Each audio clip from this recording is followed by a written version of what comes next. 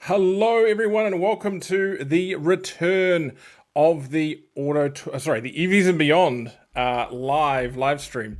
It's been a while since we've done one, so hopefully that didn't go too badly.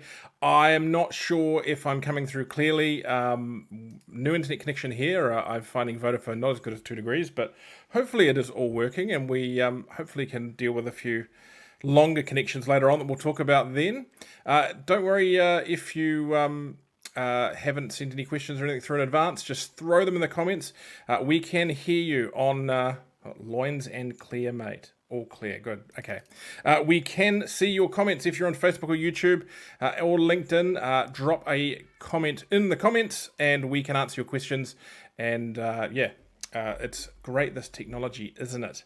Now, let's just start off with a quick little bit from myself and then we'll bring in our guests. So I'm going to chuck some slides up here really quickly. Now, don't forget to keep posted visit every day to EVs and Beyond. There's a whole pile of great news floating around constantly on that website. Even if I just look up there today, we've got that story we put up a couple of days back about the first MG4 being spotted in New Zealand. So that's an interesting one. It's been a bit of an interesting ride on that story. We announced a little while back that they'd priced that car at top of my head, 55,990. We took we got it a bit wrong. We thought that was the entry level model. Turns out it was actually the bigger 64 kilowatt hour model. We're okay to admit sometimes that we've not got things quite right. But it's great that they're going to get that car with that battery at that price in New Zealand. It's going to be a pretty compelling package, and we're looking forward to driving that soon. Also, don't forget to stick to the YouTube channel. We've been putting up some amazing videos. We just done one on Electricana. We had our Tesla Model Y performance video. I did a speech to a fleet conference. We looked at the BYD Dolphin, got a Toba on the Arrow, and we went to the EV show in Sydney. Caught up there with the Kiwi EV Adventures. There's a little bit of a video there that's actually done quite well. So don't forget to go along and check that stuff out. Speaking of Electricana, excellent show. We've got more coverage of it in the EVs and Beyond magazine, which is out, I think, Monday. It was damp, but we still there was still a really good turnout. Congratulations to Justin and Charmaine for putting that on, and great to see that some EV evangelists were putting the finger up to the council there who perhaps haven't been particularly electric vehicle friendly. Good little show on there. What have we been driving? So, a few things we've been driving lately. The Model Y Performance, very cool car. I'd still buy the basic one because it does everything you need and it's fast enough. We had a look at the BYD Dolphin. We'll probably talk more about that later on tonight. Again, very cool little car. I think different to what people expect of it. It's bigger than I think a lot of people expect, but it's also not necessarily, I don't think, a competitor to the MG4, but I think it's going to be pretty popular anyway, and be interesting to lean on BYD soon to see what kind of pricing and spec we're going to get in that car. The Skoda Enyaq. I really like the Enyaq, but it does a few weird things. Has an engine start button, and if anyone can tell me in the comments what's wrong with that, then it's an interesting choice. A little bit interesting drive. They were a bit upset in my video, which is coming out soon, that I said it could do about 450 kilometers because they think it'll go further, but I think that's about right for that. And there's nothing wrong with a car that could do 450 kilometers. Had the Nissan Leaf recently, the 40 kilowatt hour Nissan Leaf. I love the Leaf. It's done very well in New Zealand, but at the price they're asking that, although they have knocked a few $1,000s off it at the moment, it's getting a bit sad. And I hope Nissan do get the Aria soon to get their electrification kind of back on track. Fiat 500e, that was the cover car in our latest magazine. I love that little car. My wife and my daughter love that little car. It is very cool. Drives so well. 59,990. Okay, some would argue that's not great for a 40-something kilowatt hour battery, but for that kind of car, it's a super special car. Beats the heck out of the the Mini electric on range, comfort. Probably only missed out on handling. Highly recommend. And then another video we've got coming this couple of days, and it's the cover of our next magazine, the Aura Good Cat, a surprising little car for $50,000 for the smaller 50 kilowatt hour battery version, but $56,000 with a 64 kilowatt hour battery version. That car is super spacious, feels really well put together. The tech in it's actually really smart and better than I expected. So yeah, look out for a video on that on the YouTube channel over the next week or so, and a story with a cover story in our magazine out on Monday. Not quite lastly, another car we drove in the last week, which was really surprising, MG ZS long range. So they class 72 kilowatt claim battery. I think it's 68 kilowatts usable.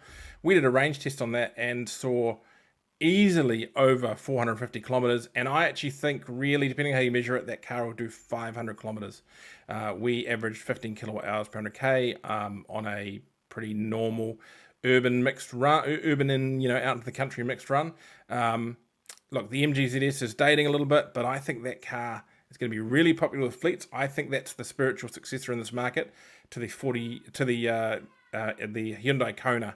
I think it'll do the range. It's simple to use, simple to drive, inoffensive at a really good price. So an interesting vehicle there. And lastly, we just got back from a weekend away in the Mercedes-Benz EQB. Interesting little car. That one, there's the AMG edition. Nice and quick. There it is in New Plymouth in front of the Lenlai Centre. I'm not sure it's quite the right vehicle for New Zealand. Doesn't like our roads that much, but still an interesting one for those who want, that small to medium spacious SUV in an electric form. And of course, you can get it as a 7-seater. So that's just a little bit of a wrap up of what we've been up to lately. Let's move on from there. Now, I'm going to bring in our guest for the night. And as we've said in the intro slide, the promo slide, this is very much a China-focused evening. Maybe. Hello. Maeve. My little daughter is running to the room, not wearing any clothes because she's getting ready for bed. So while she's sitting here, I'm going to bring in our guest for the night. Live from China, we have Warren Willmot, brand manager for BYD New Zealand. Thank you for joining us, Warren. How are you tonight? I'm fantastic. I'm here in Shenzen, or BYD town, outside the BYD, what they call the Grand Reception Centre, where they meet all the international guests. Fantastic. And also I'm bringing in, just briefly now, to introduce Anthony Maclean from Horn, New Zealand. You've just been up at the Shanghai Auto Show. Thanks for joining us, Anthony. Yeah, the Shanghai show is back after a couple of years of not having international visitors. So lots to talk about. Talk about there. Excellent. Now, first of all, and I think just for timing, because you are standing in the middle of a car park, we're going to go chat to you first, Warren. So I'm going to try a little bit of an interesting layout that we can do with this here, just to put you full screen. No, wrong way around. Let me try this again. I do apologise. I don't have a gimbal, and I'm broadcasting to you from my mobile phone. So hopefully my battery works all right, and hopefully you guys can hear me loud and clear. Totally fine. Let me just do a bit of dynamic reshaping of the screen on the fly. There we go. And there we go. That should be better. I think it's fine. Can everyone see Warren okay? Mention it in the comments. That's quite the spectacular building in the background, Warren. What are you actually doing up there at the moment? Well, we've been here for 2 weeks, so we came up for a Asia Pacific Division conference. We came up to check out some new products, have lots of discussions. This is actually our first trip to China. We haven't been able to get into here because of previous lockdowns. And also check out the Shanghai Auto Show, drive some new product, and sort out some of the issues that our customers have asked us to address with the factory. So it's been a really, really good trip. Well, let's just touch on those two things you just said there before we get further. Product. What have you driven? Just tell us what you've driven. Everything I can get my hands on, from Denza product, been in Yang Wang product. What have I got behind me? I've got some BYD buses here. We've got some BYD trucks. This is a Denza D9. There is, I think it's a Tang. You might see a Seagull over there. So all this product we've seen, touched, felt, been in. Might have even had a look at some new product in the pipeline that's coming next year as well. Now, before you show us that, we'll talk on that in a second. Tell us quickly. You said you were solving some problems for some customers. Can you be more specific? What problems were you solving? Oh, hey, look, we're very interactive with our customers. There's a lot of improvements and tweaks that we want to just adjust for the New Zealand market. Factory's really open and listening. They've got a big division here just for Asia Pacific region, which includes New Zealand. And I can't really spoil it too much, but the great thing about all of our cars, they're all connected and they're able to improve features or add features via over-the-air updates.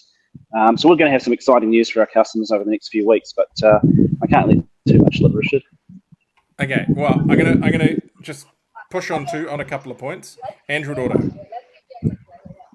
Coming soon. Okay. Very soon. The rear light issue. Hey, look, that is a small issue that's induced by drivers under a specific set of circumstances. That has been addressed. Okay, and one that I want to see, and that is drive cam from the rear of the car. Yeah, that's not on the radar currently. Okay, well, tell them to put it on the radar. You're the big man up there. Just throw it in front of them. Now, I can head inside. I've got a seagull here, but there's some people looking at it, so we might actually head inside if you don't mind. And I'll keep on talking to you while I walk up the stairs. I won't trip up. Yeah, well, look, I'm going to throw some pictures up on the stream, and you can perhaps just talk through them. What are we looking at here? This is the U9. This is the new supercar. This yes. Show. Yes. So the Yangwang brand was officially unveiled at the Shanghai Auto Show. So BYD are the manufacturer. They have different levels of brands within BYD. So Yangwang is like their supercar or super luxury division, and they've brought out two models. This is the U9, and it's their answer to, I guess, a Corvette or a Ferrari, of course, electric. And they unveiled it with a new suspension system. So this car can actually just drive on three wheels. It can even literally jump off the ground. This car was unveiled. It's now available to order, although they haven't confirmed the price just yet. So it's a Chinese domestic spec vehicle. There's the back of it. Bit of a crazy one. Did you get a chance to drive big, that? Huge. Didn't drive it, got to sit in it, and that was the one at the show. They've got plenty of them rolling around this complex at the moment, covered in camo. So I got to sit in one and be driven around in it, yeah. Well, how many do you want? Got my order book with me. Left-hand drive only, though. Now this is the U8, which of course I think everyone has seen and is pretty spectacular. It was very popular when I showed it on a video at a conference in New Zealand. This truck is amazing. It's got over 1,000 horsepower. It's fully amphibious. The level of technology in this car is amazing. It can just turn on a dime, like do a crab walk. It's Yangwang's answer to an ultimate rugged off-roader, but it can drive around the city as well. So that's what we call the super hybrid, the DMI technology. So it's both got a 1.5 petrol engine and a pretty massive electric engine there as well. Now, considering the thirst for things like Land Cruisers in Australia and to a lesser extent New Zealand, but we love a good big vehicle, surely BYD must be considering this for right-hand drive in Australasian markets. Well, you know what? It all comes down to volume. If there's enough market there, and we can put a good enough business case forward. But let's just be clear, this is not a cheap Chinese brand, Yangwang. Yangwang is the top of the top, and I would argue that the level of technology in this car is better than some of the European brands, or far exceeds it. So time will tell. Now, of course, there's plenty of seals there, but I'm thinking you're going to show us a seal, so maybe we'll flick through these images. There's a seal right behind me there, actually. Okay. A little bit hard to see, but yeah. What's this image that you sent us here? Oh, that one might have slipped in. I believe that's the new Toyota that I didn't get a lot of answers, but it appears to be the new Toyota that's been co-developed by BYD and Toyota. Oh, interesting. And of course, Seagull.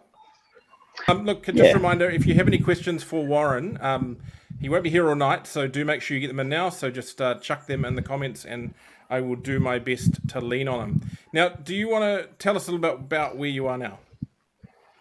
Yeah, so this is the second floor of the visitor centre. I was hoping at the time that we were going to be able to go through the first floor where they've got the nail penetration test, where they've got some of the concept cars.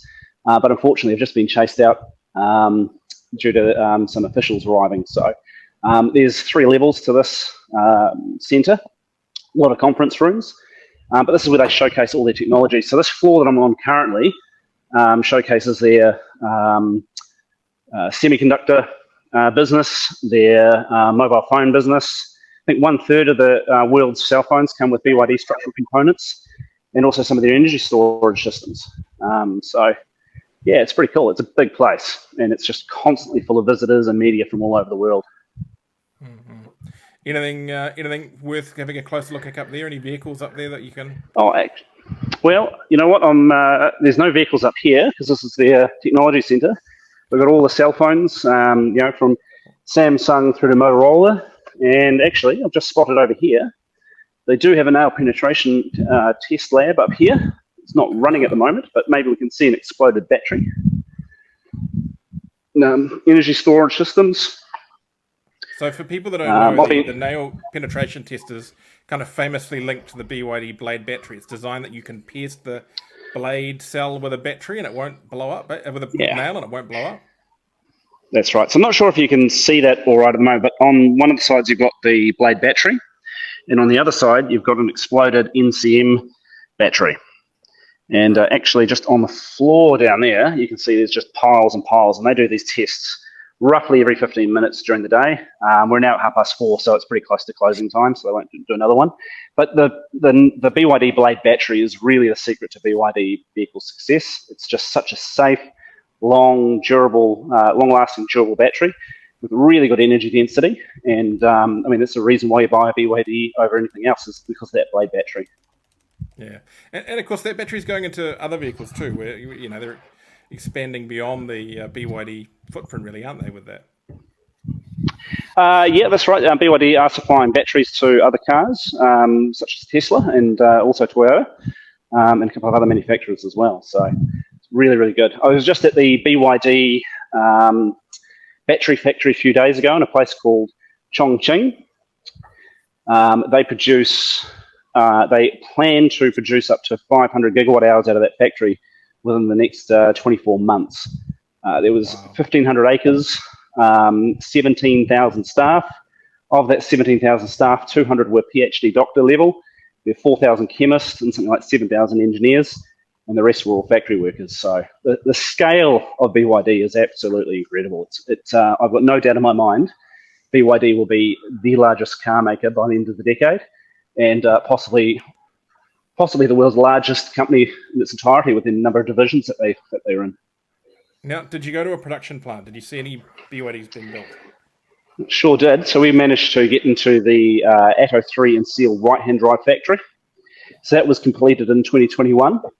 10,000 staff. At that factory alone, they could produce up to 400,000 vehicles a year. Wow. And BYD currently have more than 30 factories here in China, and they're building factories all over the world. Did you see the cars getting galvanized? Because we need proof, Warren. We need proof. Absolutely. There are no photos allowed, but I have been to quite a few factories in my time across many different brands, and we got to see the cars being built from scratch. So from where the panels were pressed out through to final assembly. It was absolutely fascinating. The factories are very large, very spacious, so incredibly clean, and just amazing, really. The scale is it's very hard to describe. Oh, fantastic. Have you got any, you've just been up to China, Anthony, have you got anything you observed at the show that you want to ask Warren about as he walks out to have a look at those cars we were talking about? I haven't got any questions. For Warren. I mean, I do think, and looking at the questions or the comments, I do think Seagull is the car that New Zealand needs. Because it's going to be that price point. It's going to be that price point, and we don't need. I've gone on record of saying this before. We don't need 77 kilowatt, 60 kilowatt hour batteries in all our cars. Actually, as a second vehicle, Seagull or a whole bunch of other stuff makes perfect sense. Seagull, Warren, they said that it took 10,000 orders on the first day. Is that right? Absolutely. It's a great little town commuter car. Very similar size to, I'll just use pick a car like Yaris, but also very, very well built. Yeah. We can have a look at one in a minute. Do you want to have a look at a Seagull, guys? Yeah. I was worried for a second there, Warren, that you had someone tailing you, but they've turned off. We haven't seen anyone take over the tail yet. I remember seeing That's a right. This dolphin. place is. Sorry, Anthony. Oh, I remember seeing a dolphin on holiday last year, and was very impressed by that. And interesting on Richard's comments at the start of the show that that car's got the same wheelbase as a Corolla. It's just got shorter overhangs, so it's actually quite a big vehicle. I do think one of the problems though is that people seem to think it's MG4 size, but the MG4 is kind of the next size up, I think. But I actually think it's almost easier for the Dolphin in that it fits into a more traditional small to medium hatchback role, whereas the MG4 almost crosses over a hatchback SUV space, which is slightly more awkward. Whereas, there's plenty of people who just want a hatchback. Right, so this is what you're waiting for, guys. Let's have a look at a Seagull. Yeah, so this is the Seagull. Now, there are currently no plans to bring this car to the New Zealand market. We do have a product pipeline in place, which includes Dolphin and Seal this year, but everybody has been asking me about the Seagull. This is what it looks like in a beautiful yellow. Everything down to the headlights you've got, I'm not sure if you can see that there, but everything's got BYD splashed all over it. The actual manufacturing and the fit and finish is very, very nice. It's not a cheap car. It's a high quality finish. I can't turn my camera around, but and it is locked as well. But great little commuter car there. Hey, you can see inside. Yeah. And so you think that's about Yaris size, you're saying? Very much so. Very much so. Just gone on sale, and the order bank has been just filled up straight away. And so mine sitting is that's got a sodium battery in it? Is that right? Not at the moment. These are they've been produced with the BYD Blade batteries. Okay. Sodium batteries are still a little while away from going into full production. So for the vehicles. Are you making an attempt on the inside again? Are we? Yeah, I think the crew's moved over, so we can go and have a sneak peek at a Seal. There are people around it. Of course, there's some impressive. If I get chased away again. There's some impressive BYD trucks and buses out there, and you might want to tell us a little bit about the train. I think you're a bit obsessed with the train, aren't you? Oh, look, the Skyrail system that I was in was absolutely fantastic.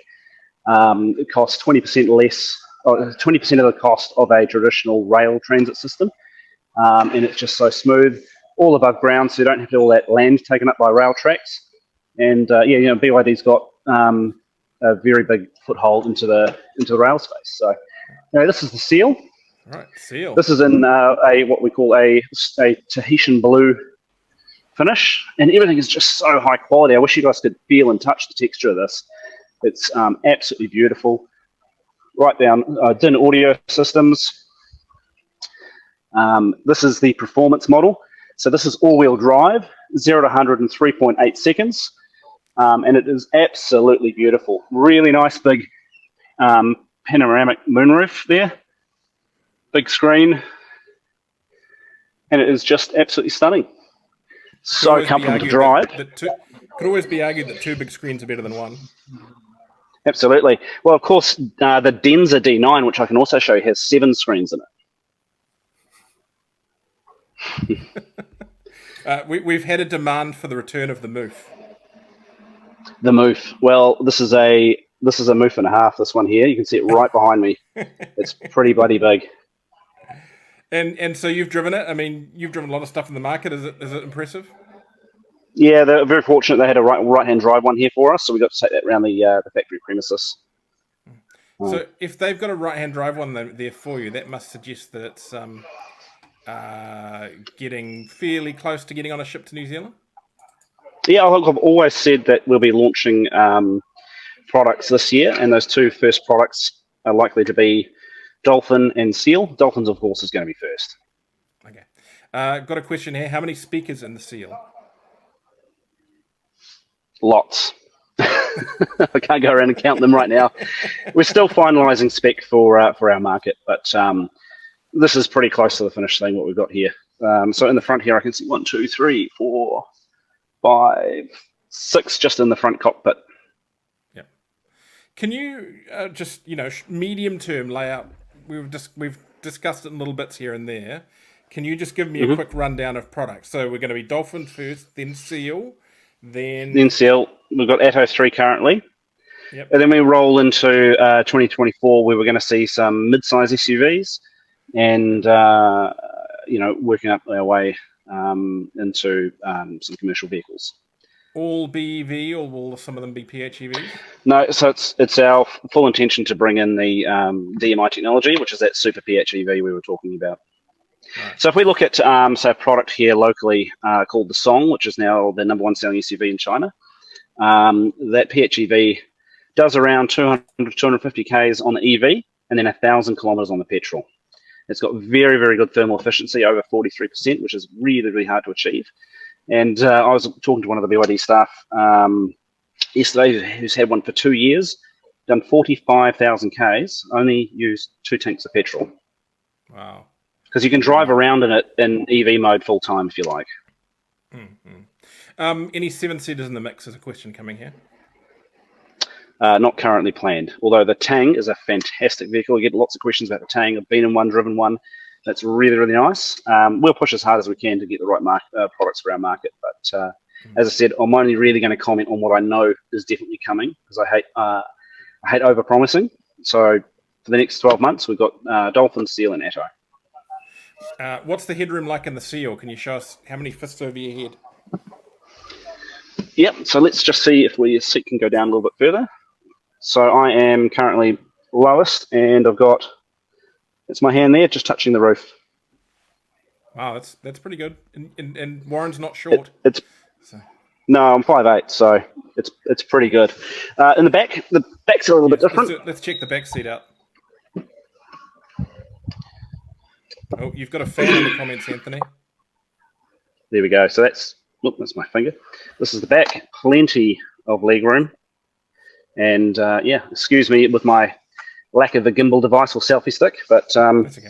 I've got about half a hand there in the roof. But leg room is absolutely perfect. Is there a sliding cover for the roof, or is it just always glass? No, it's always glass. Yeah. Okay. No opening sunroof. Just while we're talking on roofs, have you spec'd the Dolphin for New Zealand with the glass roof? Because in my little look around, I felt that maybe that impinges a bit too much on rear headroom. Have you got a take on that? No. Well, hey, here's a Dolphin right here. Oh, there you go. This one with the lovely pink interior, and it's got the roof with a sunshade on it. And yeah, hey, you know what? It is a little tight, but I'm 5'8" and I can sit in the back, no problem. There's a hump here that comes down. Yeah, it's the hump. I think that once you get tucking behind the hump, I think it's more of an issue when you're getting in rather than once you are in. So that's right. So we're going ahead with a darker interior, which I think you've already seen, Richard, but it is available in different coloured options. So if people want to see great little car. If you want to see I walk around in that car with the black interior, then jump on the EVs and Beyond YouTube channel. It's there. It's about a month and a half old, but it won't be hard to find. Go and give that a look. It's pretty good. Anything else we can have a look at there? Well, you've got the time. Look, we've got some models that aren't coming to New Zealand. So there is a BYD Han here, and there's the new Denza D9 that was just launched. Would you like to have a look at one of those? Yeah, sure. Well, guys in the comments, would you prefer to see the Han or a luxury electric people mover? So that's the Han there. It's like the Seal, but a lot larger sedan. So think Ford Falcon or what's another large sedan, like a Commodore? Yeah. One of China's most popular selling sedans. Yep. Was it a Tang I see over in the corner there? Oh, this is a Tang, and it is a beautiful car. This here is the 6-seater, I believe. So you've got massaging seats in the back. 6 seats, and it is a phenomenal car. I'll just jump in the front. The quality, I cannot. I think. Oh, absolutely. I think 4.8 seconds, I think I was reading something. But just the fit and finish it's right up there with European product. In fact, I think it exceeds it, to be honest. We've had a request. Could you have a quick look in the interior of the Han as well? Yeah, absolutely.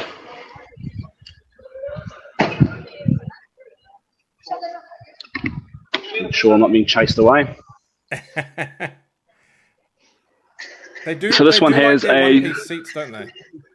Oh, they do, and they're absolutely comfortable. They take a lot of attention to the seats. There's a lot of different textures and materials and lots of different stitching. There's even a screen down here on the handrest for the hand. Yeah, it's beautiful.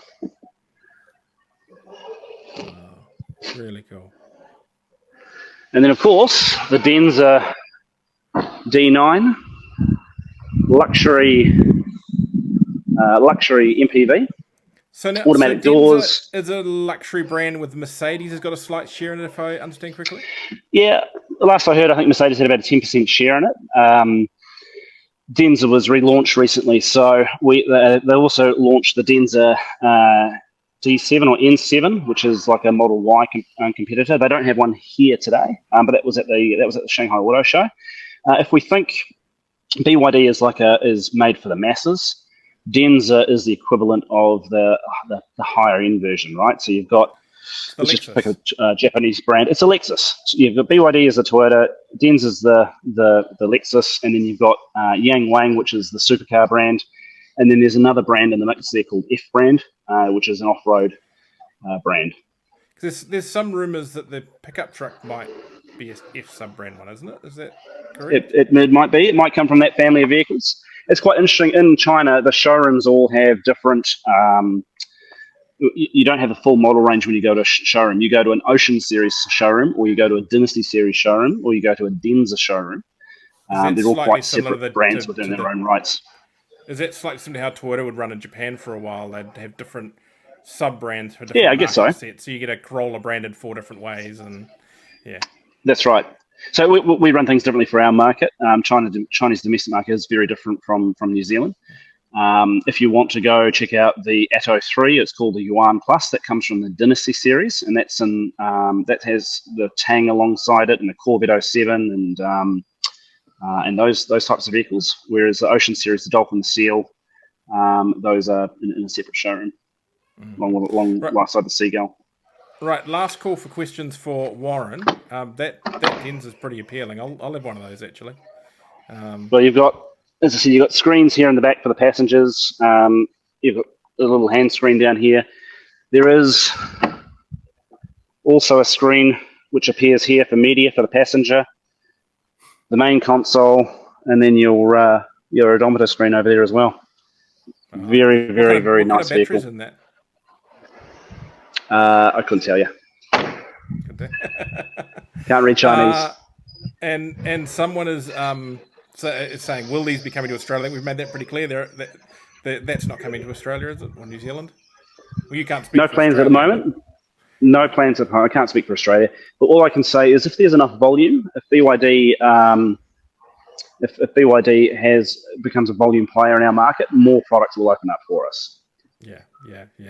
Well, Kiwis don't buy minivans, so it's probably more down to Australia as to whether we can a minivan at this end. That's right.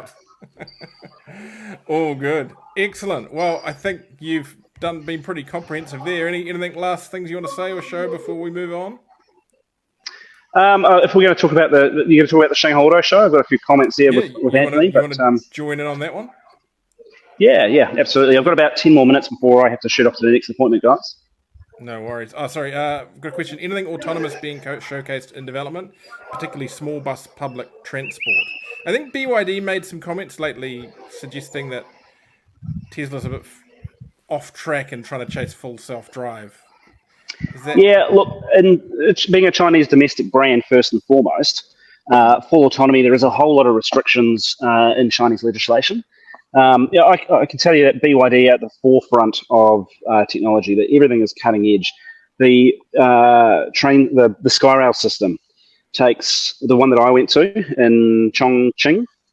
It has 15 kilometers of track. It transports 8,000 people every day, and there's only 3 people that operate the whole system. So automation and self-driving is coming. BYD's focusing more on its ADAS systems at the moment. I mean, personally, my belief is full autonomy can't happen until you remove the human element, because you just can't factor in what a human's going to do. So you might end up in the future with a full autonomous areas. But yeah, the moment you introduce humans into the equation, that's very hard to program for. Mm-hmm.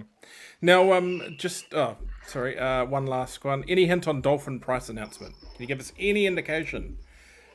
Is it You're going to be just going to have competitive to with wait the and see. with the MG4 pricing? I mean, or Oh, probably hey, more look, importantly, or a good cat pricing.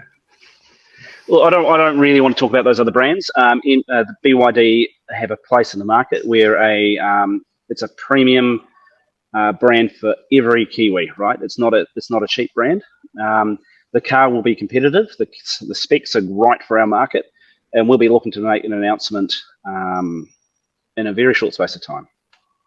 Will the price before subsidy have a 4 in front of it? Before subsidy, look, you're just gonna have to wait.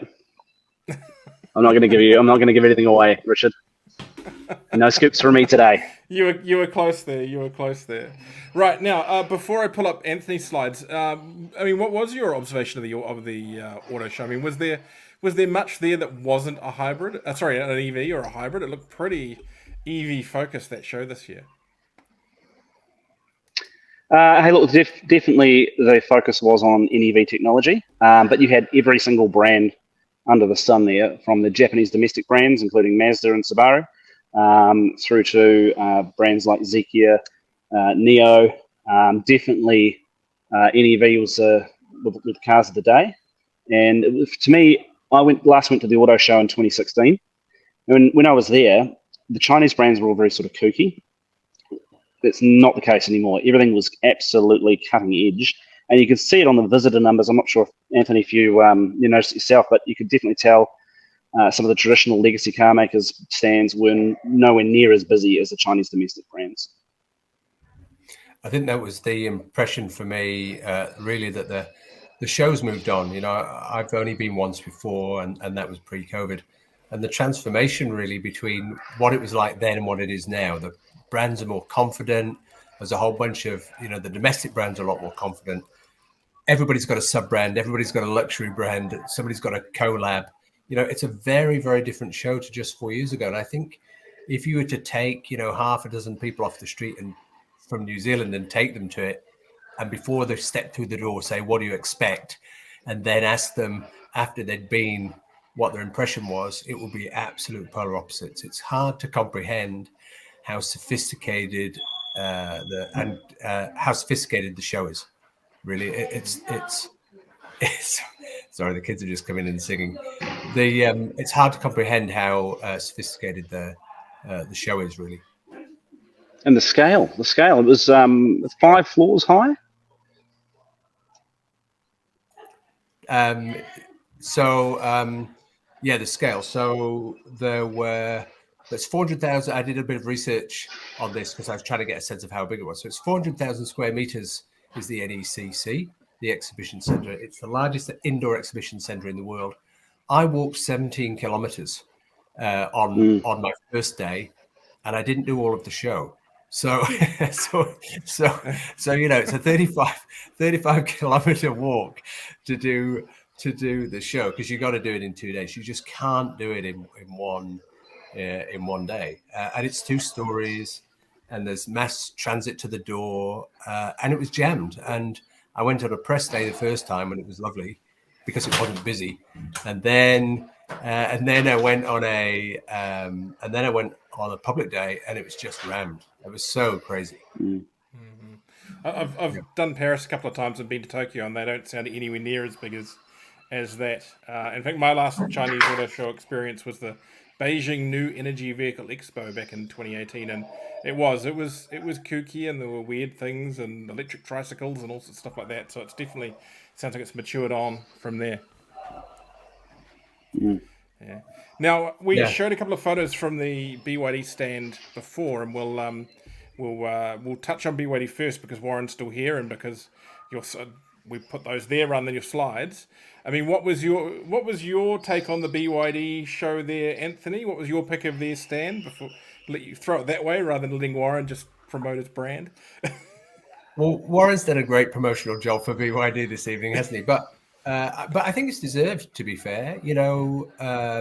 The Wang Yang. Sorry, I had to remember it. The supercar was impressive.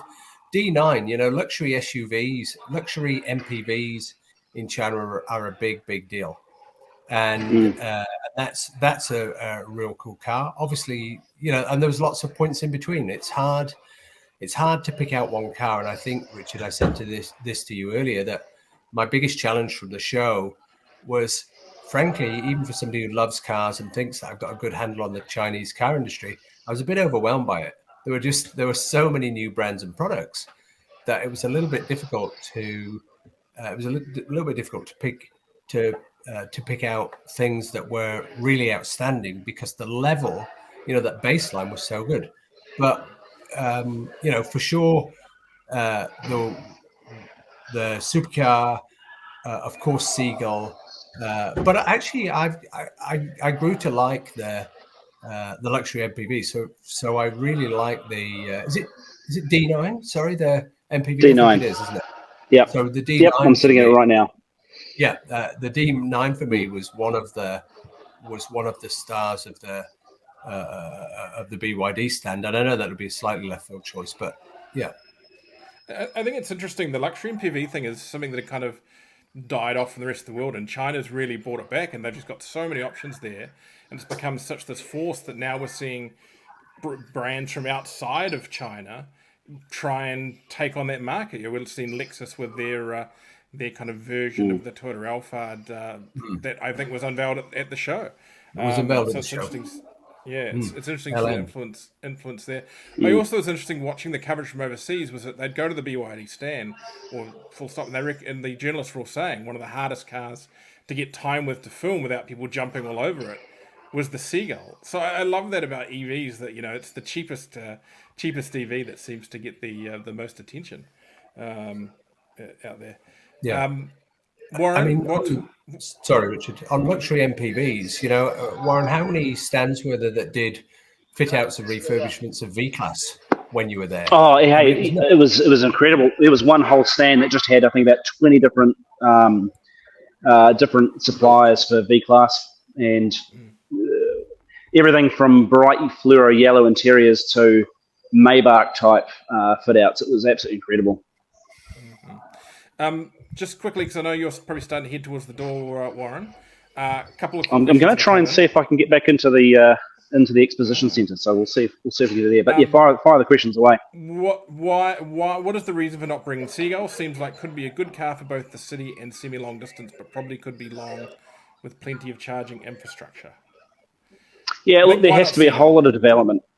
Yeah, when you bring a product like that to market, you have to make sure there's a good, solid business case. I mean, BYD want to have a product for every part of the market. I think for the moment, the strategy is the Dolphin is a really, really good size. It doesn't compromise on anything. I'm not ruling Seagull out in its entirety. I'm just ruling it out for at least the next 12 to 18 months. So we might very well see that come at some point. There's definitely a good business case for it, but that's our job here as the importer to bring that business case forward. Yep. And do you? I mean, you've got to remember that right-hand drive is not even a pimple on the pimple. Okay. That one factory I went to produced 400,000 Atto 3s and seals a year, or had capacity to. And the whole New Zealand car market, all brands, is about 150,000 a year.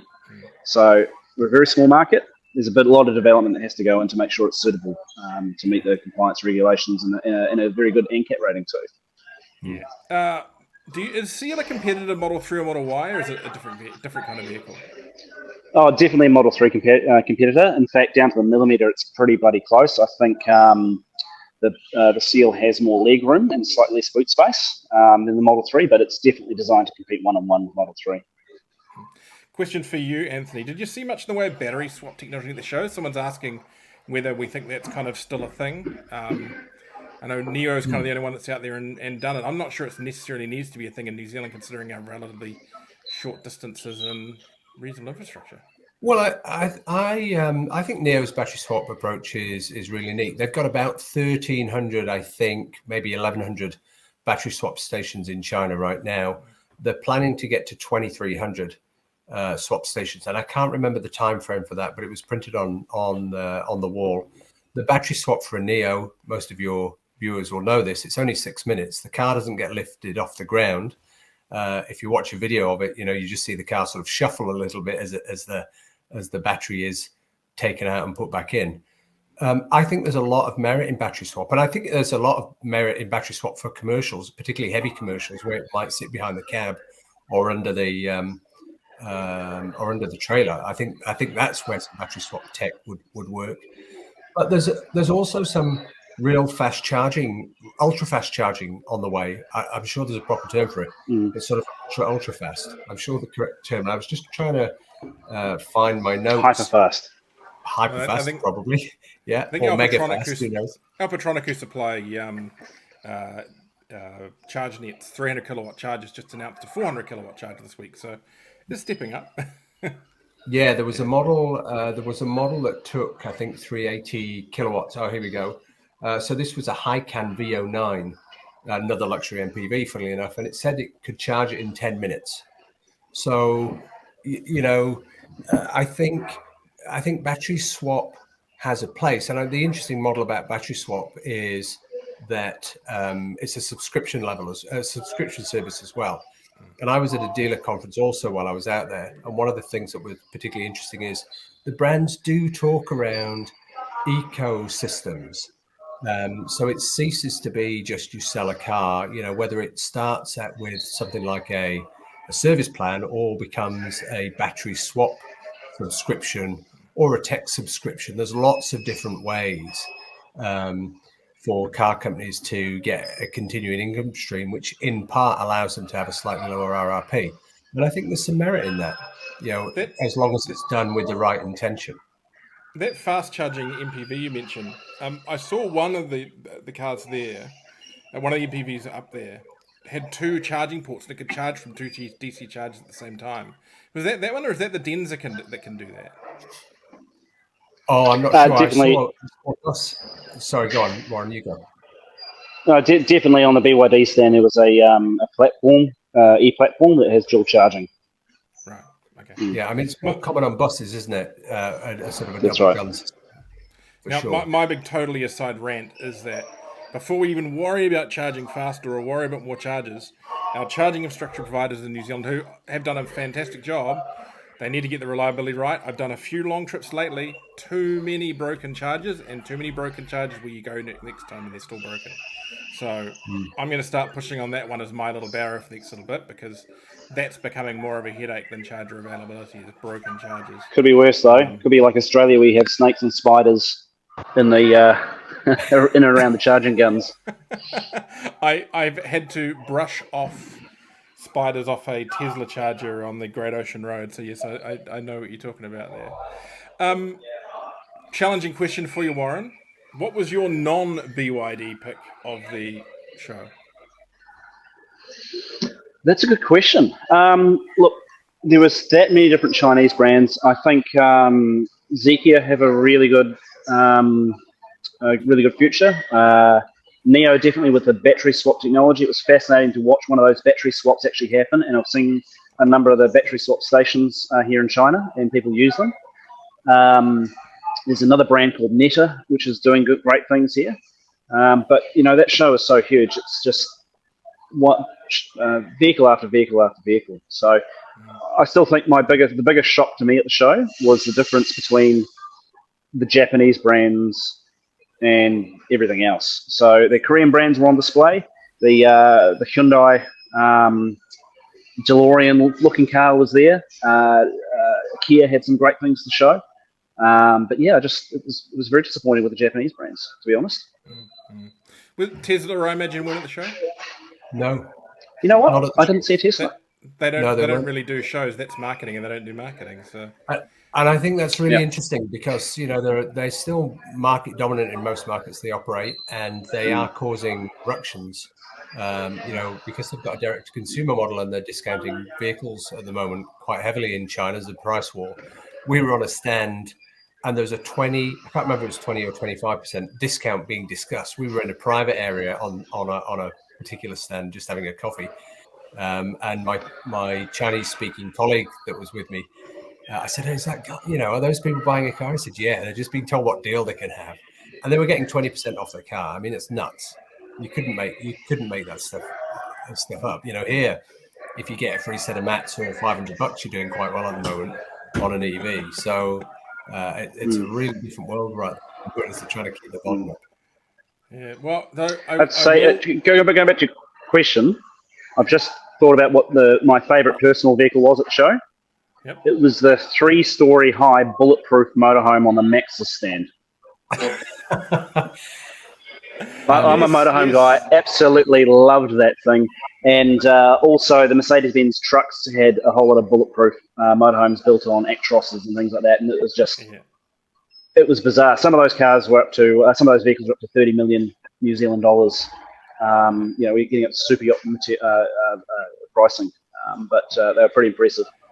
Well, while we're speaking about discounts, just if anyone is sniffing around getting ready to sign on a MGZS in the next day or two, just be aware that there are some rumours going around that I have strong suspicions are true, that there might be a little bit of tweaking going on, at least short term, to ZSEV pricing. Just be aware that if you are putting an order in. Now, Anthony, what did you see at the show that you might have an inkling is headed to New Zealand? I mean, Warren's probably got a... We know what's coming from Warren's stand, but what else did you see around that you think might be on its way? What do I think will come to New Zealand? Yeah. Did you say? Sorry, you just cut out a second. Yes.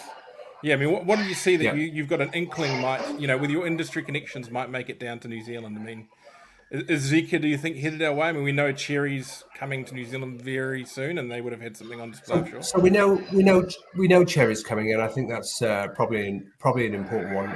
Cherry are the biggest exporter of Chinese-made cars around the world, and have been there for 20 years. I suspect that position will be under threat this year. So Cherry are coming. They're up. Yeah, probably. I wanted to send you a photo of the Armadillo. Actually, I'm not quite sure how we can send it. This is the big mega motorhome with a slide out and go anywhere, and that's the one that Warren was talking about. I've got a photo here that I took. But in terms of, so Cherry will come, and they've got two brands. Well, like everybody, they've got a number of brands now. So they've got iCar, and they've got Exceed, which is their luxury brand. So I think you'll see Cherry and Exceed, and I got to drive some of those last week. But next cab off the rank after that, I know there was a deal signed with somebody about something, but I can't say what it was. And I'd love to tell you. So that's an interesting one. I went to the motor show to see a specific product that wasn't there, which was really frustrating. So there's a lot of stuff on the cusp. And I think really it's going to be about execution. And what I mean by that is it's very easy for somebody to come along and say, I like the look of that product, I want to bring it to market. But Warren, I think if we were to look at the execution of BYD in New Zealand versus Australia, it probably highlights it very well that it's not just about the product. You've got to have the structure, the support, the experience to make it work. And all of the missteps in Australia, that stuff gets worked out, but it doesn't help. So I think if they find the right partners, there'll be some fantastic vehicles. And I think there's possibly going to be a couple of brands that come and falter, but not the brand's fault. The quality universally was really high, and I think to your point, Warren, about, the time difference between the last time you visited and now, it really was a show for the Chinese brands. Absolutely. And the domestic brands were a little bit disappointed. The European brands and the Japanese brands were a little bit disappointing at the show. It was very much a China show, and you could frankly pick half a dozen of those brands and say, is the quality right and is the product right for New Zealand? And the answer would be yes. It's really a question of, is it engineered to right-hand drive, and if it's right-hand drive, then will it be ADR so we can bring it to New Zealand? And I don't have enough of an inkling to know which of those products tick those boxes. Now, you did take some photos at the show. Shall we throw those up and just quickly talk through those? Yeah. Guys, I'm going to have to say farewell because it's 5:00 and I've got my last meeting here in Shenzhen before the long trip home. So thank you very much for your time tonight. And if you've got any questions later on, I'm happy to answer them on the comments. Richard will fire those through to me later on. So Yeah, no, Thank you very much. have a safe trip back, mate. Thank you so much for joining us, and thank you for showing us around that pretty cool centre. And I'm looking forward to hopefully going up there sometime later this year, maybe. Sounds good. Good on you guys. Catch you, mate. Thank you. Bye. Cheers. So you're showing here, Richard, the vehicle that I thought was the car of the show. This is the Geely, although I don't think they call it a Geely. This is the oh jeepers, sorry, I've gone blank. It's Galaxy Light concept, I think, if my memory serves me right. Yes, I believe if I go into, I think I can vaguely find the. I did label. Yeah, it is. It's the Galaxy Light concept. This is a stunning 4-seater sports car with I'm not sure if you'd call them gull wing or cantilever. I don't know the term, but you've got 4 doors that open at jaunty angles to create a really amazing void inside. The interior is absolutely beautiful. The lines of this car are it's super elegant and very, very low slung. So this was my car of the. This is actually my car of the show, I thought. Yeah, the Geely Galaxy Light concept. Yes. Yeah. Those suicide doors. Yeah, suicide doors, and I don't know if you've got that interior shot there, but a really beautiful interior too. But this, just jumping into the so mini EVs are the other interesting category. So it's so adorable. I want to cuddle it and take it home. Yeah, that's the Geely Geome Panda mini EV. So I don't know if there's some legislation like K cars in Japan for China, but mini EVs are these they're almost like a K car. It's a shame there wasn't alignment in the legislation. And this will be like a 25 kilowatt hour battery, probably a speed limit of 100 Ks an hour, but it's sort of $10,000 New Zealand. They're really cheap and they're finding their feet. So the best-selling EV in China last year was the Wuling Hongguang Mini EV, which is a pretty ugly car. And what's interesting now is that they're finding their feet with these mini EVs in terms of styling. So there was a version of this. I didn't get great photos. It was too busy. There's a version of this dressed up as a little off-roader. It's got a lovely interior. So there you go, complete with a ladder, roof rails, funky wheels, and grab handles on the bonnet, and a really funky interior too, which I got no photos of. It was just too mobbed. Now, someone emailed me recently saying they had seen a Wuling Mini EV in Auckland. I don't necessarily believe it, but if anyone doesn't have any information about that, feel free to anonymously email richard@automediagroup.co.nz, because I would love to find out if that is actually here, and if so, how. Well, you could bring it on. You could bring it in like that old Rowie Marvel X we had. You could bring it in on a carnet for 12 months and ship it back out.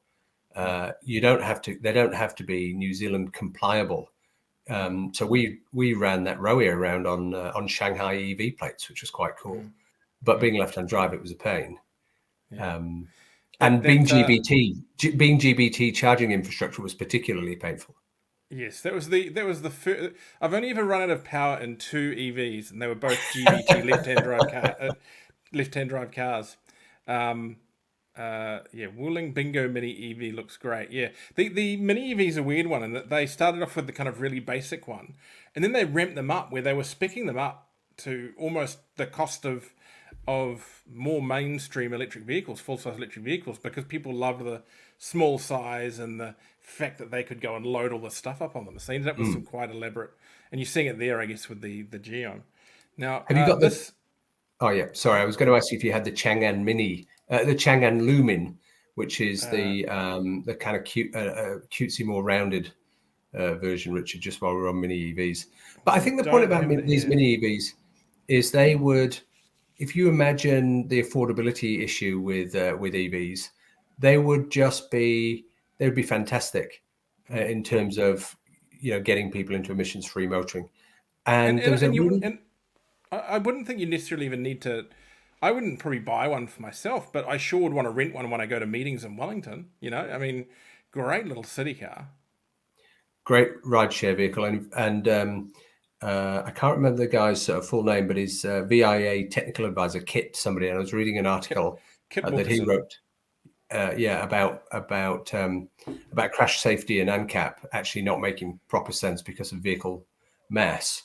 And when you put that bit of context around the legislation being a bit broken, then it makes these vehicles make particularly good sense. But we've got a number of hurdles for these vehicles to overcome here. One will be that they're not ANCAP rated. Not so what's this here? Okay, so this is is it a series? Sorry, I can't remember. There are over 100 new models there. So M6, this is a series M6. I can't see the badge; it's too small on this image. Let me just hop back. Sorry. So that's an iCar. Oh, okay. Yeah. I'll have to come back to that one. Honestly, I can't remember. The iCar 03 concept? So the iCar 03 concept is the next one, the one you just flashed up, the little sort of Defender-esque version. So this is the Geometry M6. Geometry M6. No. So Geometry is a Geely brand, Geely's EV only brand, which was quite close to coming to New Zealand a few years ago, but the pandemic canned it. Ah. Do you think Geely is maybe back on the table for New Zealand soon? Yeah, probably. We'll move on. The iCar. Tell us about this. This looks very similar to the U9 that we saw from BYD. Yeah, this is nice. Well, the U9 is a luxury MPV. This is more of a iCar is a Chery all electric sub brand. Honestly, keeping track of these sub brands is really quite complicated because you start with a brand you don't know very well, and then all of a sudden you've got 3 or 4 brands that sit beneath it. So this is interestingly, Chery in China are the JV partner for JLR, and I think that shows in this concept. This car I thought was fantastic. I loved the styling of it, and it was a little bit cleaner than let's say its inspiration. I don't have full details on this, but it is a full EV, and it's mid to large size, I would say. Being Chery's coming to New Zealand. iCar here. Well, that hasn't been discussed yet, and I think I don't think I could share what was spoken in the conference in any detail. But the challenge, of course, for Chery in the first instance is to establish itself, and then some of these products like this concept, they may well be 18 months down the line. If they were to come to New Zealand and were red lighted today, they'd be 18 months away. So, but part of their global strategy is to have a little bit like Warren was saying about BYD, is to have clear sub brands, and it's a concept that we don't really understand here because the market's small, and the only people that really do that are sort of Lexus and Toyota, but their volume. So I'm not sure whether that route will absolutely translate to the New Zealand market. It concerns me a little bit because it's confusing in a small market, but in a big market, it makes sense. Of course, in China, Chery is transitioning from an ICE brand through to iCar as an EV brand, and although what we saw is a lot of pure EVs, the other thing that we saw a lot of is what was the term Warren used? Super hybrids. So, typically a 1.5 petrol engine where the boost is, no longer a small turbo, but it's actually a big 48 volt system and a big electric and a big battery, and it provides boost that way. So it gives them really good levels of efficiency. And you're seeing this sort of mild hybrid, plug-in hybrid thing quite a lot, and a lot of people talking about what the efficiency of the motor is and what the total range is. Total range seems to be a bit of a Chinese market thing, but anyway, iCar 03 EV concept on the Chery stand. And just answering from the sidebar, Stephen, yes, Chery is slated to come here. If you jump on Seek at the moment, you can actually go and work for them. But they're coming here soon, starting with petrol vehicles, hopefully electric on the way. And Stephen's asked which vehicles. So I don't think that's finalised yet. I don't think that's finalised yet. But just taking a lead from Australia, the first vehicle will be a Motor 5, which is a really, really good looking, but petrol. it's a small SUV. I checked the dimensions against a Atto 3 and a RAV. It's certainly bigger than the ZSEV, but it's still, in their eyes, it's still seen as a small SUV. It's just that small SUVs are getting pretty big these days. Right, let's clip through the rest of these at a reasonable pace. We have here the IMLS7. Yes. So sorry again if I sound a bit vague on this. This was a what brand did you say it was? I can't recognize the badge. An IMLS7.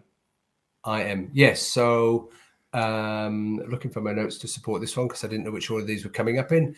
I think this is another concept car. Look, it's got color coded wheels. We haven't seen color coded wheels like that for a little while. And quite an interesting Aston Martin back to it, doesn't it? An Aston Martin back. And I think, it's almost a lazy shorthand for us to say that these are inspired by Western cars. My view from the old show that I went to 4 years ago was there was clearly a little bit of inspiration. And I'm conscious that I did it myself with that 03, but these cars really work. The shape and the look of them work. And I'm sorry, Richard, I'm just trying to get my notes for that car. I sometimes wonder with us, we're reaching the point now where these people are saying, well, they're stealing from the Western cars. Or is it that the Western cars are being designed more often for Chinese taste?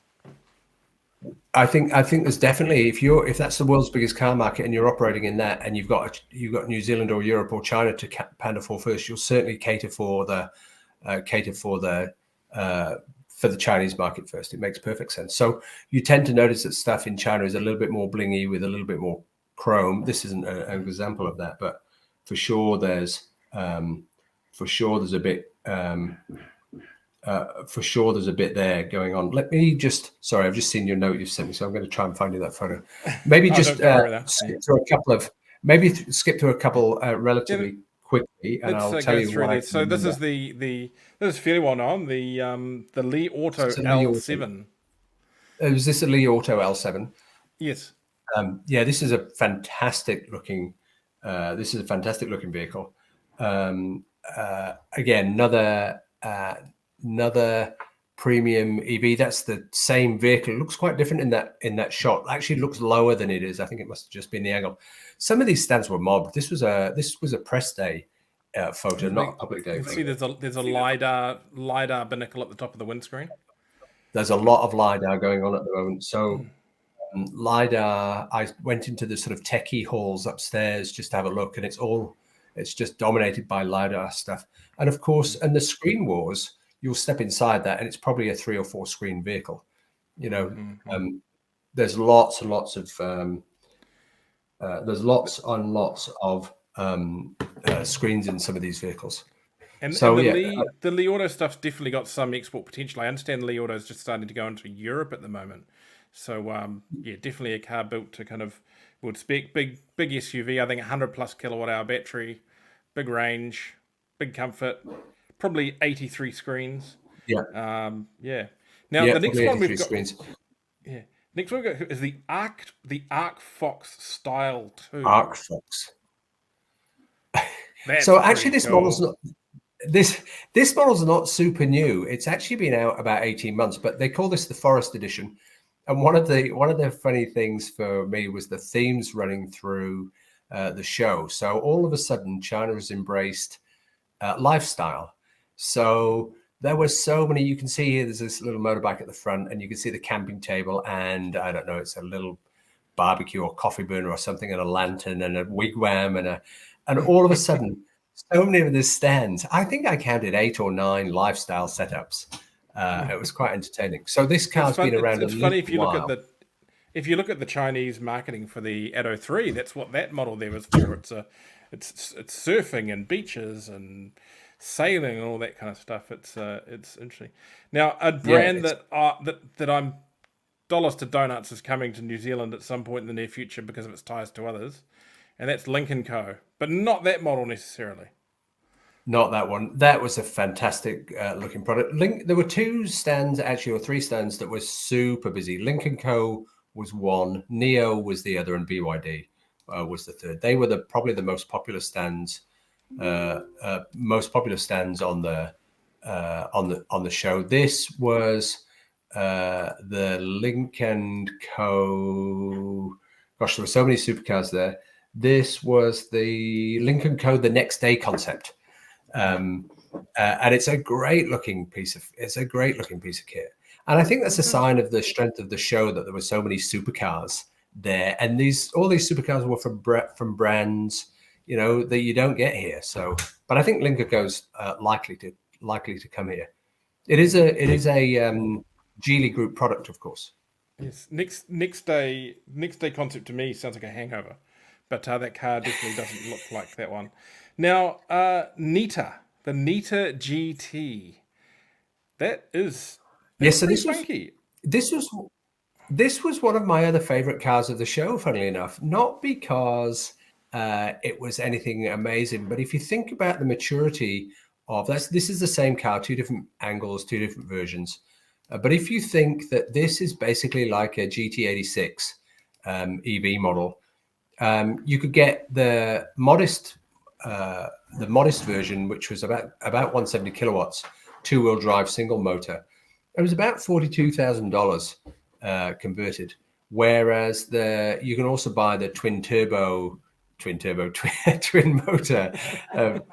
motor four-wheel drive version for significantly more, but with 0 to 100 in under 4 seconds. But the entry level should be quite a nice handling car and looks great. It looks a really, really good looking car, particularly that silver. Particularly this, the green's pretty full on, to be fair. Yeah. It's very fast and the Furious. That's an interesting car for the market to develop. That's not something that's going to be big volume for them. So it sort of shows the growing confidence, I think, of the market. And export potential? I'd love to think so, but I didn't get a sense. I'm not 100% who owns Neta. I'm trying to do a map at the moment. Some of the well-known brands, it's easy to work out who owns them, but actually some of the minor brands, it's a little bit more opaque. And there's a couple of brands that've got tech joint ventures as well, so it gets a bit messy. And this is the S, which looks to me like a bit of a Model 3 kind of size car. That's a pretty nice looking car. This is a great looking car. So of course, SUVs dominated the show without doubt, but China loves its sedans, and it's doing a really, really nice line in what I would call sports sedans. And there were lots of sports sedans there. And this is a particularly great looking one. I've got EV only, of course. So yeah, there were some really good looking sports sedans there. So from good looking to just weird looking. Now, Aura's just landed in New Zealand. This is their kind of, to call it a Beetle clone is rude to both of them. Well, it's funny. So the interior of this car is actually lovely. So it's got the chrome. It's got the chrome bit on the steering wheel, like for the horn, like in old school cars, and on that second picture of the interior, the sort of pearl effect round where the capacitive charger is all lights up and glows. But the Aura stand is incredibly feminine. So they had flower displays on there. They had a hairdressing salon. They had a wedding dress thing there. It was a very, very feminine stand. This is unashamedly targeting women. Now, Aura Good Cat, Aura Cat as it's called here, is Good Cat there. This one is called, because they had 3 models on stand, a couple of different versions of this full EV Aura. Let me just double check. Jeepers, what was it? I thought it was Lion Cat or something like that. They've got the word cat's in both of the Aura models. And I'm sounding really like I don't understand my models at the moment, but it's just overwhelming was the show. It's the first show I've ever been to that's been overwhelming. I've been to the Frankfurt show, which is a huge, huge show, but this is just bigger. But the interior of that car is really, really nice. It's busy, but it's really nice. Ballet Cat. That sounds right. Thank you. Ballet Cat. So I was just trying to find my notes to find out what. So I labeled the photos, of course, but I can't see the label. Yes. Yeah. Yes. They're in the order as provided. So hopefully that makes No, I a just little dropped more them sense. into I just dropped them into WeTransfer for you because I had a million photos and I was trying to cull the Okay. best ones. Now Yeah. I've just got to swap our slide files here. So let's just try that. And we are pushed for time now. So let's Yeah. just fire through these last ones I've quickly. actually got a conference call with China coming up that I've got 9 minutes to go before I'm in there. So now, if I go to the files, and I do have the names of these. This one here is the, he says hopefully, this is the Rising F7, Yeah, so and it would look a Rising whole is lot better if not for that terrible paint job. well I sent you another Rising. Oh, well, I certainly took another photo of the Rising. Rising is a Sake brand, Sake EV brand. I wondered whether it's a replacement for Rowe, in fact. But it's a handsome, it's another good looking sports sedan. And I just think the point that I keep making is there wasn't, with the exception of those two auras, the one we saw and the one we haven't seen, there were no ugly cars at the show. There's a lot of great stuff coming through right now. Oh, that Aura is ugly, but I'd have one in a second. But anyway, Oh, well, I think the Aura Cat, I actually quite like the Aura Cat, but it's the other two auras that are more challenging, I think I would say. so Rising being SAIC's already Yeah. got a couple of brands in the New Zealand market. Potential, or are we more likely I to don't. see that stuff arrive with an MG badge on it? I wouldn't be surprised at some point if they try and take the brand at market. I think that would be a safe bet that they would do that.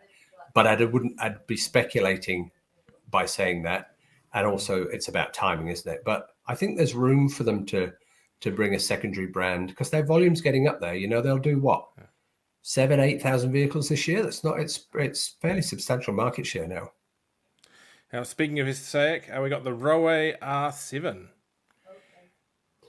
And Paul's asked, was the Cyberster on display? And it wasn't. And I was so frustrated that it wasn't there. I expected to see Cyberster there. I've never been to a show where I've been overwhelmed before, and trying to keep up with the brands was difficult. And I think there were so many badges I can't recognize at the moment. I just haven't got trained. You've got somebody who I'm guessing is a Chinese national who is wisely chiming in with the product. But yeah, this is another great. You're doing a great job. We'd love to know how to say your name. You're being very helpful. I'll get my WeChat scan out because I WeChatted and Alipayed my way through China, which was fantastic. It was a game changer. So can you just tell us quickly about the R7? That's looks like it's an SUV. No, I think it's another sedan actually. Let me just find my notes for that. Sorry, if I'd have been interestingly, really the logo appears to be the same as the Rising badge. Well, I hope I haven't done So that. maybe they are merging the Rowe and the Rising brands.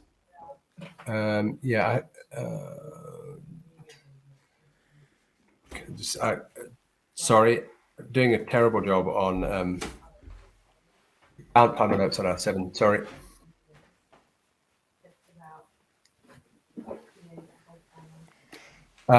If it's a Li, it's not a Li Auto, is it? No, it's not. No, it's Rising. It's got the R on the front. Yeah. Okay. Yeah. Let's move on to the next one. That's the same car. Yeah, same car. Yep. Now this is a smart. So it's a code venture between Geely and Mercedes, if I understand correctly. Yeah. So this is Smart #1. Now, to be fair, #1s have already been launched in China, and they're out on and you can see them out in the wild. The big reveal at the show was Smart #3, but I couldn't get close to a #3 on the day.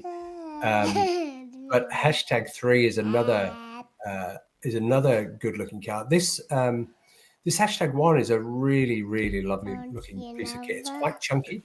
It's not small. It's no longer. I think this is on the same platform as a GLB or something like that. This is a big compact car. I understood it was on a Geely platform. Yes, it is. but- It's a JV for sure. It's a and I think it's confirmed for right-hand drive. I think it's going into the UK. Is that? Yeah, it's going into the UK, and I wouldn't be terribly surprised to see that here. If it's going to the UK, it's coming here, right? Because Now- from a compliance point of view, it's done. Now, little Maeve would like to know if it has 4 seats or 5 seats. I think it's got 4 seats. It's got 4 seats. It's got a really big central tunnel between the driver and passenger, which is a little bit confronting. It's quite snug inside, but lots of lovely details, lots of colorway options. That sort of clamshell roof. You can't see the detail of the back 3/4. There's some lovely detailing on this product, and it's a relatively luxury car. Oh, this was a Zeekr. This big EV was a I think this is called Zeekr 009, which is a big luxury MPV. Really lovely styling. I mean, that front end and those big wheels, superb interior. Actually, quite an edgy looking big MPV, and there's a lot of bling on these MPVs as a general rule, and there were 2 or 3 that were here that weren't fully blinged. So yeah, so this is Zeekr 009 you're looking at, full EV. Actually, it might be a FEV. Beg your pardon, might be a FEV. I do love a good MPV, and yeah, I wish New Zealanders would drive more MPVs. I mean, like, even the electric space, all these people complaining about not having a good electric, 7-seat option. They're wanting their SUVs. Well, that Mi for 9 at $79,990 is a really, really good vehicle, but people just won't get out of their way to drive it, and that I think is a problem because it just makes so much sense in the New Zealand market. You don't need an SUV. So yeah, the Zeekr X. This is the next one. Yeah. So a couple of people asking, which was preemptively named by our friend who needs to name himself. We'd love to know who you are. Well, I think one of our people in the know is Jerry Tang from, I'm guessing, from Ebbets, but I don't know who the other person is. That's my guess. But yeah, so Zeekr X is another fantastic product, and highly anticipated. I think cool looking piece of kit, battery electric crossover, quite compact. So yeah, just so bearing in mind that Zeekr is a Geely premium, is a premium brand. So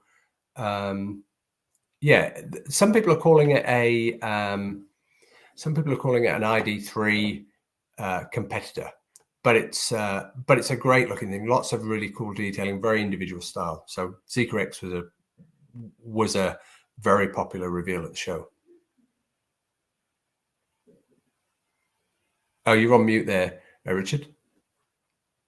I like the look of all the Zeekr stuff. It has quite a consistent style, kind of that detailed front, but relatively flat front, and then the headlights set back. It's a really cool look, and I think it's great to see they're confident enough to make it a fairly consistent look as well. Yeah, the rear 3/4 particularly good. It's got a real solidity. That and 009 have got a real solidity about them. Whereas there's quite a few really nice curved vehicles on display. These have got a real solidity about them. So Zeekr brand's quite interesting. And that's Geely based, isn't it? So platform underneath going back to very similar to the Polestar as well, to Radar. So again, one that potentially wouldn't take much conversion to get into right-hand drive markets.